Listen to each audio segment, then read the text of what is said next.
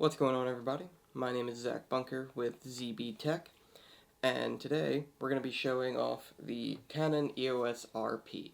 This guy right here is a wonderfully lightweight camera. It's a great starter if you're trying to get into the mirrorless world, and it even has a little flip-out screen for if you're vlogging or if you're just recording on a tripod, you can still see that little screen there.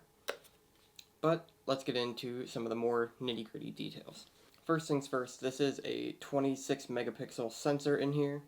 It can record in 4K at 24 frames per second, or you can do 1080 at 24, 30, and 60.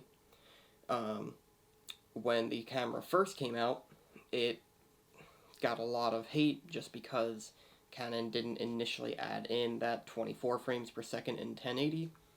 They have since. I have owned this camera for a little over a year. I used it a lot. I really liked it.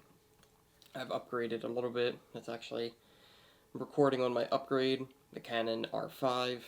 Wonderful camera, but way out of the beginner price range.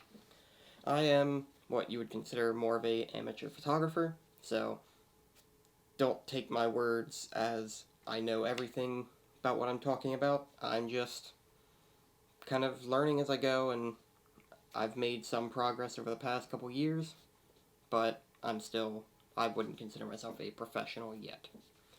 So, what I really like with this camera is it is super lightweight. You have this super lightweight body, and I also have here the Canon RF 24-240 lens. Love this thing, but it is honestly heavier than the body of this camera.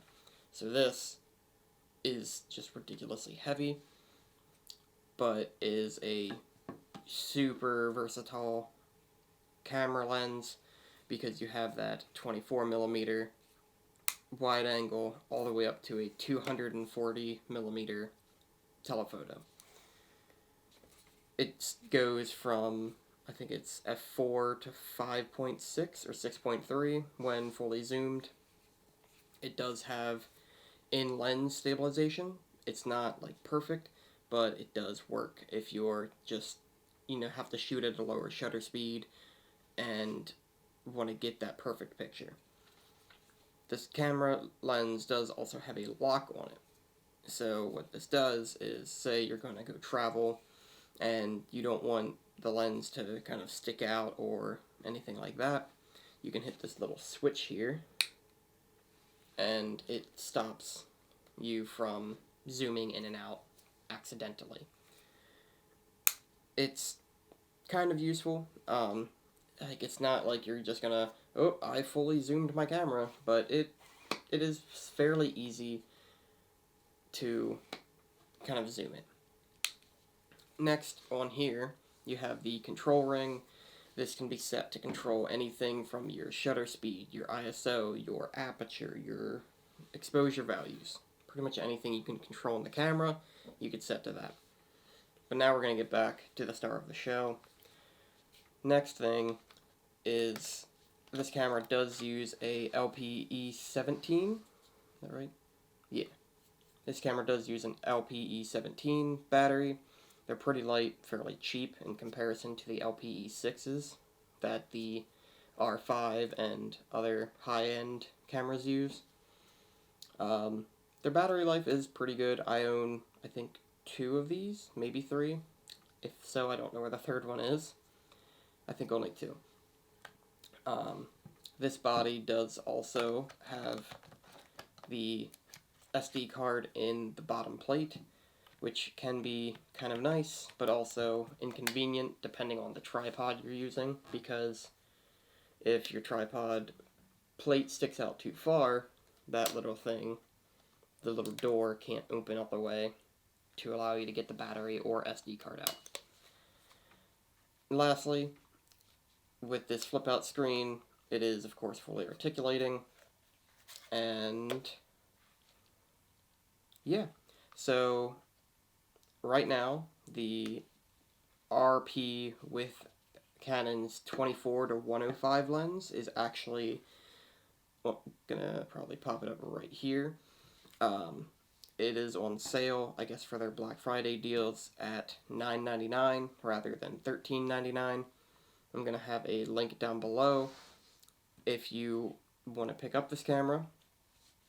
It is a great beginner mirrorless camera. It is a full frame sensor, but the only downside with that full frame is that when you're shooting in 4K, it still uses a crop. So rather than if you're shooting at a 50mm, if you're shooting on like a 50mm lens, like the Nifty 50 here, if you're shooting on this at 4K, it does have that 1.7 crop, which is going to put you at more of like around 80mm in zoom rather than the 50 that you're expecting to have.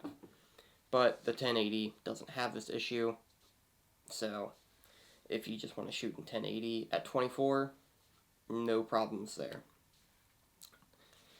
You have your mode function wheel here.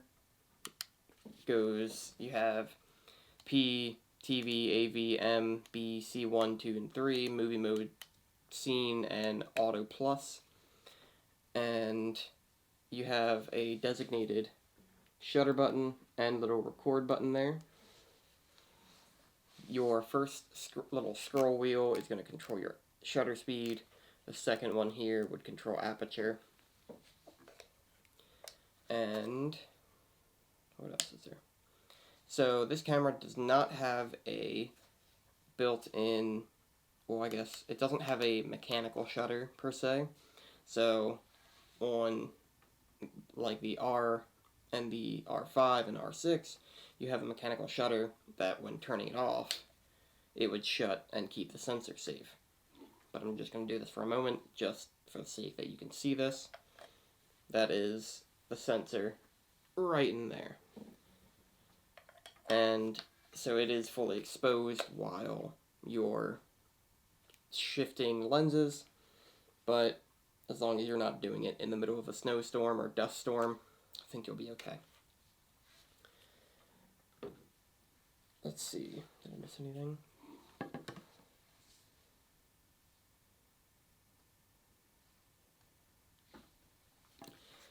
So back onto the video recording functions of this. The camera does have the dual pixel autofocus that Canon kind of made their thing, but it does not run the dual pixel in 4K, so it is a bit slower of an autofocus, but it is still fully functional. You're not going to have terrible problems, but I have had some issues where it'll kind of shift focus if I like move too far away, or like to the left or to the right, you know. It sometimes takes a minute to track the face. But I'm not expecting, you know, this camera to be the best thing since sliced bread. That's actually what this thing's for. I have high expectations of the R5, and it has met and exceeded many of them. But that is for a later video. Right now, we're just talking about this guy here. So, with the RF mount, you are going to have some more expensive lenses, but they're coming in higher quality. Your images are going to look a lot more crisp than, say, if you were to use the same kind of sensor in a mirrored camera with an EF lens. So, it is using the kind of newer Digic 8 processor.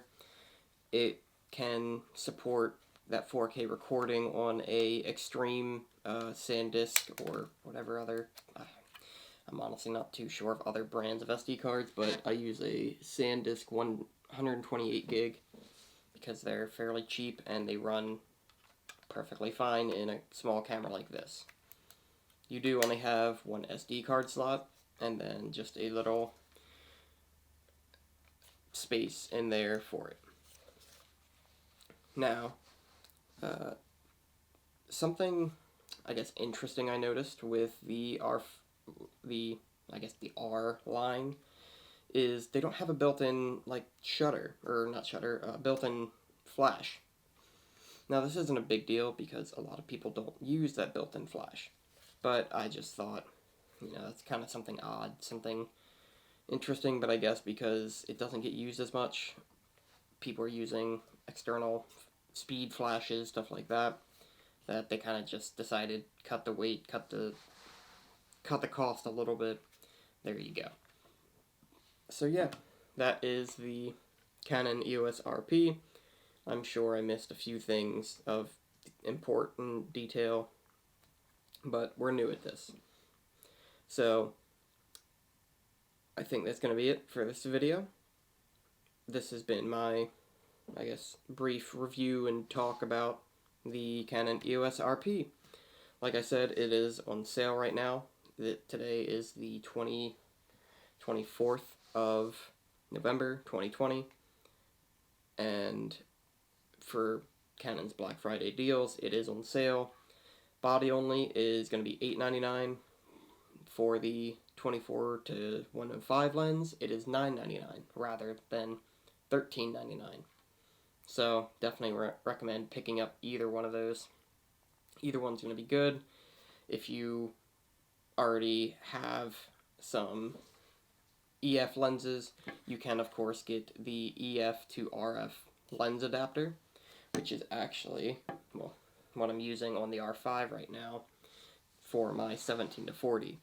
What it does is it just hooks on just like you would be turning a lens onto the camera, but then it allows you to fit a EF adapted mount rather than the RF lenses.